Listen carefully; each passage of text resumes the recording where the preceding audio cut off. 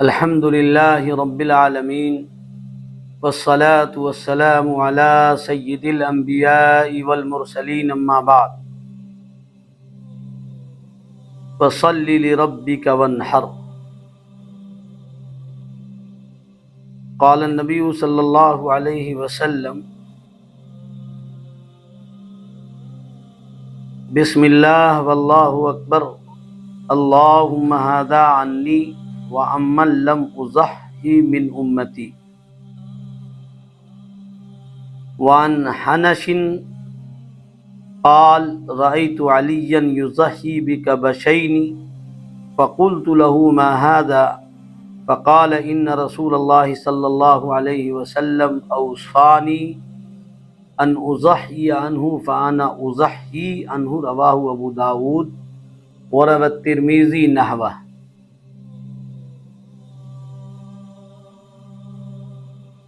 مذہب اسلام میں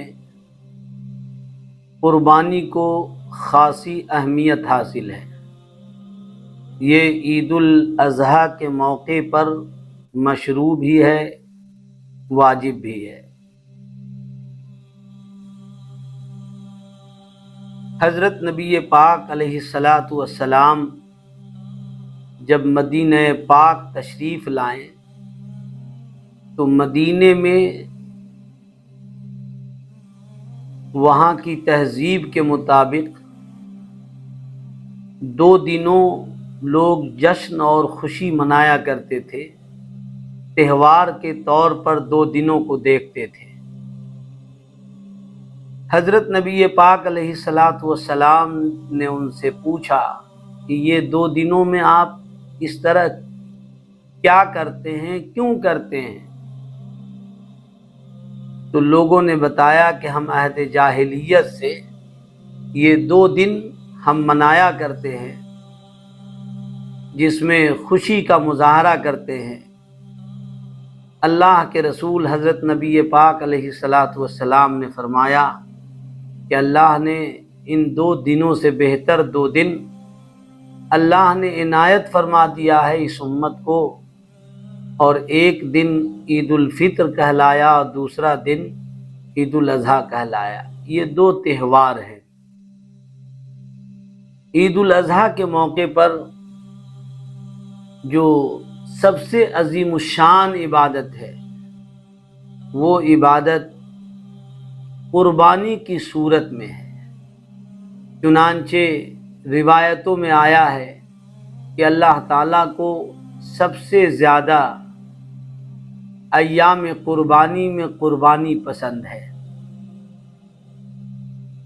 اس قربانی کا رشتہ سنت ابراہیم سے ہے، اور حضرت نبی کریم صلی اللہ علیہ وسلم نے صحابہ کے ایک سوال کے موقع پر فرمایا کہ سنت ابیکم ابراہیم علیہ الصلاۃ والسلام۔ لہذا قربانی اسلام کے اندر ایک اہم عمل ہے، اور ہر اہم عمل کے سلسلے میں مکمل ہدایات شریعت نے دیے ہیں۔ یہ ایک بنیادی چیز ہے کہ قربانی کا تعلق مال سے ہے، اور ہر کوئی کے پاس مال ہو یہ ضروری نہیں ہے۔ کسی بھی زمانے میں ہر کوئی مالدار ہو ایسا نہیں ہے، بلکہ قلت و کثرت کے فرق کے ساتھ مال بعض لوگوں کے پاس ہو اور بعض لوگوں کے پاس نہ ہو، اسی طرح کا سلسلہ شروع سے لے کے آج تک قائم ہے۔ شریعت نے صاحب حیثیت، صاحب ثروت، صاحب نصاب پر قربانی کو لازم اور واجب قرار دیا ہے۔ جو لوگ قربانی کے اس فریضے کو ادا نہیں کرتے ہیں ان کے سلسلے میں سخت وعید ہے، بلکہ ایک موقع پر فرمایا، ہمارے آقا حضرت محمد صلی اللہ علیہ وسلم نے کہ جو قربانی نہیں کرتا اور قربانی کر سکتا ہو اس کو ہمارے عیدگاہ میں آنے کی کوئی ضرورت نہیں ہے۔ صاحب ثروت پر قربانی لازم ہے، اور ایک قربانی ایک سال میں لازم ہے۔ جس سال مال ہے اس سال قربانی واجب ہے، یہ تو واجب کا سلسلہ ہے۔ اور ایک ہے قربانی نفل۔ نفل کا مطلب یہ ہے کہ آدمی اپنے قربانی واجب کو ادا کرنے کے بعد اور بھی سہولت اسے میسر ہو، گنجائش محسوس کرتا ہو تو خود اپنے نام بھی نفل قربانی کرنا چاہیے، اور ساتھ ہی میں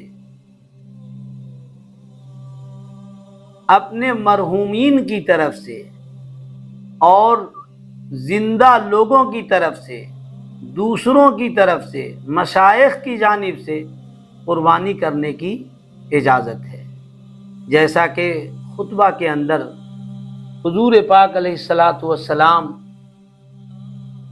کی روایتیں پڑھی گئی ہیں۔ ایک روایت تو براہ راست جس میں حضور پاک علیہ الصلاۃ والسلام کا خود عمل ہے، فرمایا کہ اللہ کے رسول نے جانور پر چھری پھیرا، اللہ کا نام لے کے چھری چلایا، اور بعد میں یہ کہا کہ اللہ یہ میری طرف سے ہے اور میری امت کے ان لوگوں کی طرف سے ہے جو قربانی نہیں کر سکے، چاہے قربانی کا مال دستیاب نہیں ہوا ہو ان کو، یا چاہے ان کے پاس صلاحیت نہ ہو قربانی کرنے کی، وغیرہ ذالک۔ اسی کے ساتھ سیدنا حضرت علی المرتضیٰ کے ایک عمل کو ذکر کیا ہے راوی حدیث نے، اور یہ کہا کہ رأیت علیٰ، میں نے دیکھا سیدنا حضرت علی رضی اللہ تعالیٰ عنہ کو کہ وہ 2 دمبا ذبح کرتے تھے، 2 جانور ذبح کرتے تھے۔ سوال کیا گیا، پوچھا گیا کہ آپ یہ 2 کیوں کرتے ہیں؟ تو اس کے جواب میں انہوں نے یہ کہا کہ اوصانی رسول اللہ صلی اللہ علیہ وسلم ان اضحی عنہ، اللہ کے رسول نے مجھے وصیت کیا ہے کہ میں قربانی کیا کروں ان کی طرف سے، چنانچہ میں قربانی کرنے لگا۔ اس سلسلے میں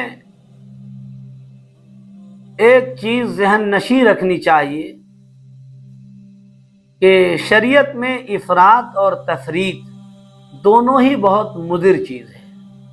ثابت شدہ چیز کو نکار دینا یہ انتہائی محمل اور بیہودہ گفتگو ہے، اس سے بچنا چاہیے۔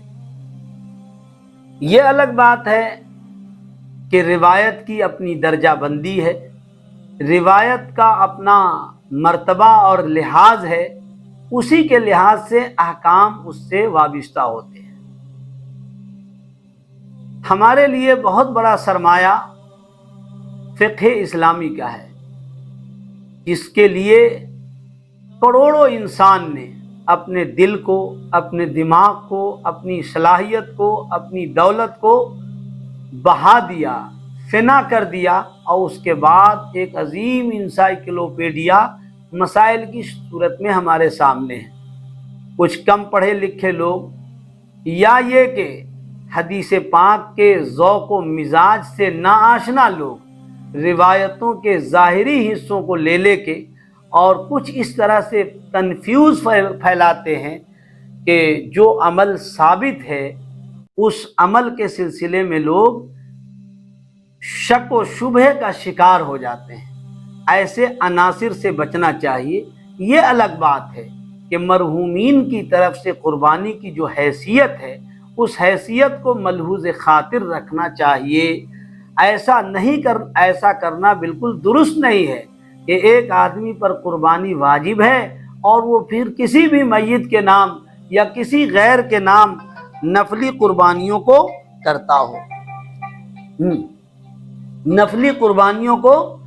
ہو، اس کی اجازت نہیں دی جاتی ہے۔ ہاں، جن لوگوں کے پاس استطاعت ہے اور وہ اس قربانی کو، اپنی قربانی کو ادا کر لیتے ہیں اور مزید وہ کوشش کرتے ہیں تو ان کے لیے کوئی حرج نہیں ہے۔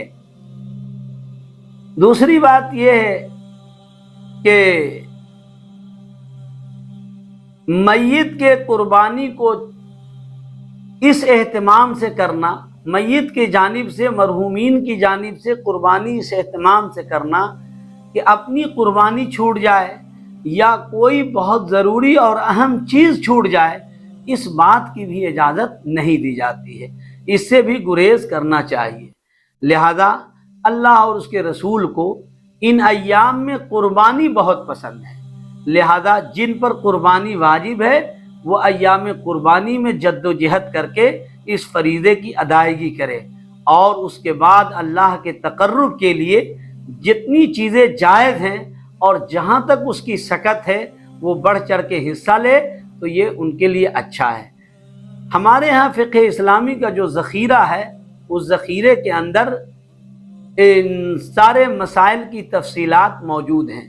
ایسے موقع پر فقہا سے، علماء امت سے رجوع کرنا چاہیے اور اپنے طور پر ادھر ادھر کی سیکنڈ درجے کی معلومات پر آدمی کو، اور واٹس ایپ کی معلومات پہ، یا اسی طرح سے بے سند معلوماتوں کو سامنے رکھ کے اور سند کی چیزوں کا انکار نہیں کرنا چاہیے۔ اس سے اباحیت پیدا ہوتی ہے اور ایسے اس سے اپنے اثاثہ اور سرمایہ کو ضائع کرنا لازم آتا ہے۔